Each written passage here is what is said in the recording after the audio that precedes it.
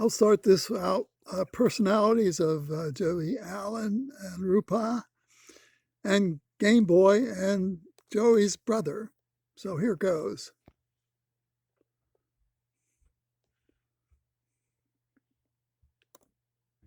A thing that nobody, like my aunt had like one of the really old bricks cell phones.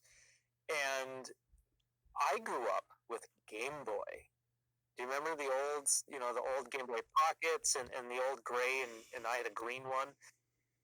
And it was the same thing. I would sit as like a 9-year-old kid in a chair and with, on long car rides with a Game Boy just a few inches in front of my face because of the small screen. Small screen is so right, and so I think that's when my development in nearsightedness really ramped up because either when I wasn't playing Game Boy or something like that, I was reading a book, and it's just doing near work in general. That's So, right. what about taking breaks? Do you recommend setting a timer, like, hey, taking a break every 20, 30 minutes? Do you have anything like that? I do. And especially when my kids were doing all the distance learning, I sent a whole one-page infographic that I made to the teachers, and it was very cute because I was watching. My daughter was 6 at the time, and I was looking like she's on the little Zoom with all the friends, and everybody's got the blue light glasses. Like that doesn't really do anything, but okay, you get your blue light glasses, not helping your nearsightedness. And then I see her like doing like this, like what are you doing? She said, "Oh, the teacher has a timer because you sent her that thing, and she's making us take our blinking break." It was so cute. All these little kids are like blink, blink, blinking. It does get harder as they start doing just tons of homework and everything, but we are trying to just be super mindful. Every 20 minutes seems difficult. My kids also have ADHD, so they use these Pomodoro clocks. I don't know if you know what those are. Those. Oh, yeah, okay, yeah. So I mean, I've mentioned it in some YouTube videos. I got into that, and it's helped me a ton with just staying in focus and on tap. So that's where, I mean, they've got 25-minute work intervals. So it's just a natural breaking point. Okay, that 5 minutes when I will force them, that 5 minutes when it's your break, I want you to go get a snack and not be on your phone on Instagram. So we try to build that in because yeah, it's difficult. I mean, I'm going to be 50, so I didn't have a Game Boy, but I read all the time. Thankfully, I didn't become nearsighted just with my genetics, but who knows if we had Game Boys and all that stuff when I was growing up? Probably. Were you an outdoors kid? Yeah, I grew up in North Carolina, but I played tennis, so I guess I was outdoors a good bit. Yeah, neither of my parents are nearsighted. No one in the family is, but we're all reading constantly, so it was. There is something more about, I think we will discover the way that our eyes are focusing on screens. I mean, right now we say that there isn't a difference because it hasn't been borne by the data, but I feel like we're going to find that at some point. I know. I give the example of my brother and I. We have the same parents. Yeah. He was the outdoors kid from a young age. He was playing baseball, fishing. He liked to be dirty, playing in the mud, sort of thing. And I was the opposite. I was like, I don't want anything to be outside. I like being comfortable, air conditioning. I don't like bugs. I'll happily read a book or play a game or watch a movie or sit in front of the TV. And my mother, who is high nearsighted, she's close to -10. My dad has a little bit of astigmatism, but not much. And then my brother, he has no need for glasses whatsoever. He's getting into his 40s, so he's about to run into that. But I, again, am about that -6. And I think the biggest detail is the fact that I was the one at a young age who just stayed inside all the time. And so my world was smaller, right? Everything was so much closer to me. And so I think that has a role. Yeah, no, I think so. My brother and I both played tennis. We read all the time. So it wasn't that we weren't doing any year work. He has a PhD in biochem from Harvard. I obviously went to medical school, like intense readers, but we were out at least 2 hours a day outside in that North Carolina heat. It was awful, but.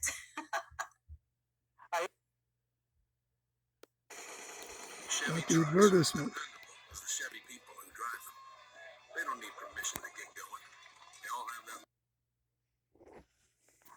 I haven't looked at the data, but I would love to see looking at the geography of like, hey, do people who have colder climates Yes. and like compared to people that, because the weather has an impact on that, right? I grew up in Minnesota.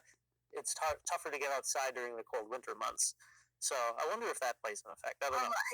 I would imagine it'd be an interesting. I should have my friend who's the like data guy, a pediatric ophthalmologist. I mean, even growing up in North Carolina, right? Obviously in the southeast, much more sunny, much more temperate climate. We're in Hawaii.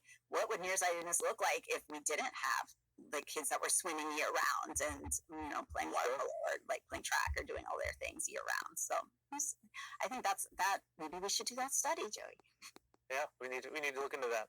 So I think we've covered the kind of the gist of what's going on with myopia and the importance of getting in to be seen, having our kids screened for this, measuring certainly the axial length, and then considering these various therapies, whether it be glasses, the contact lenses for it. Certainly atropine is becoming a bigger topic, and then we'll keep our eyes on the red light research for a future day. I did want to have kind of a bonus question, which is just a question kind of going back to some of the questions we see online, because you are constantly making content as I am, and we get a lot of questions. And in that area, kind of asked before about, can you reverse myopia? I'm always fascinated, like, what are the theories? Like, what are people coming up with? And there's one theory that I've read that, the eyes are myopic because the eye muscles are pulling on the eye and changing the shape of the eye.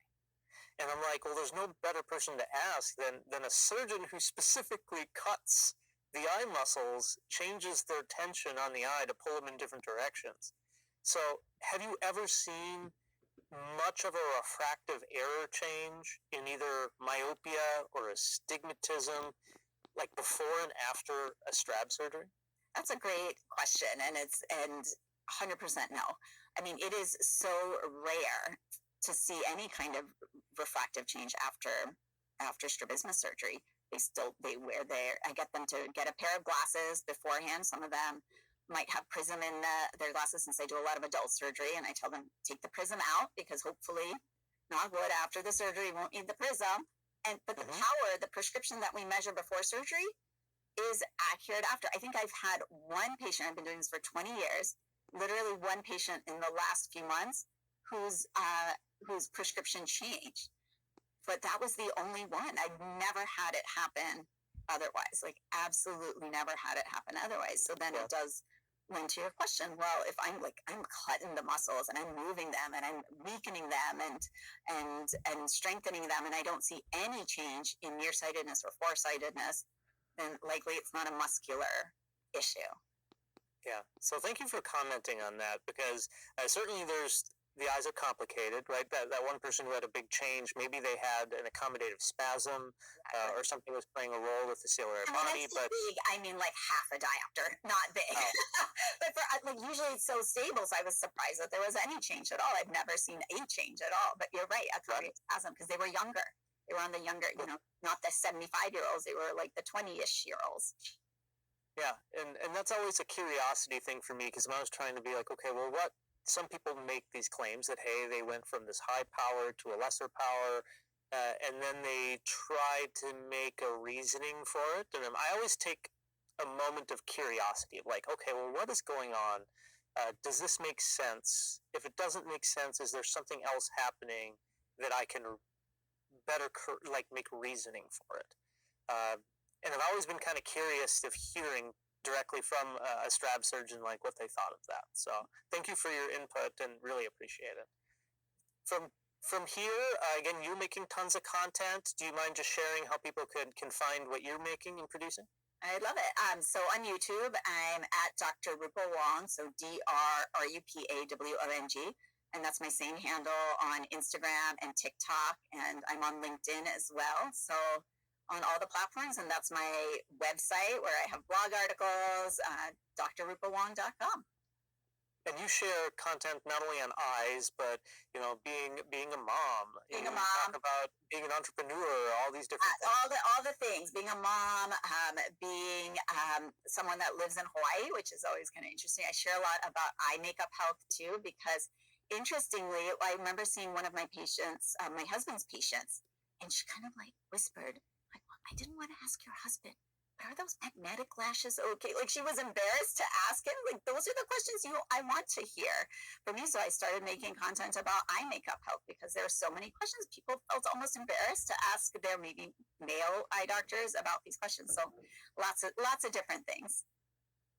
Amazing. Well, that's how you and I originally met, even like, 5-6 years ago more. So it's been a real pleasure just reconnecting. Thank you so much for coming on, and keep an eye on it.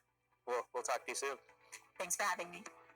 You've been listening to the Dr. Eye Health Podcast with Dr. Joseph Allen. For more resources, trusted information, and helpful Okay, that was Joey Allen and Rupa. I'll probably use first names. Strap.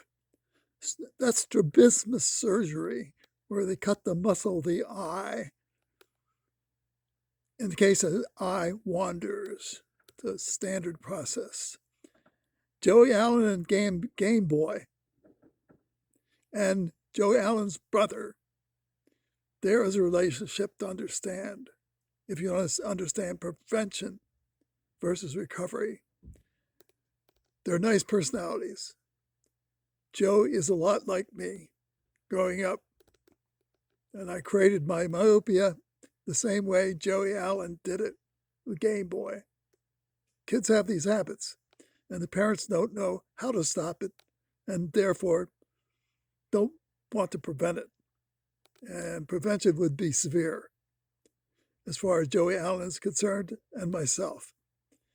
But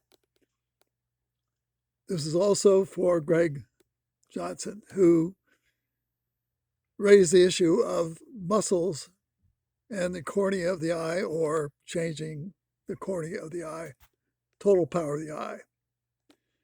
Add your own commentary. I like to hear these personalities, their opinions, how they stayed out of myopia, and how Joey Allen entered myopia like I did. Nobody's a bad guy here, but I believe that prevention would be possible for highly motivated people before they start wearing a minus lens. And that's a critical issue for everyone. Add your own commentary, and thank you.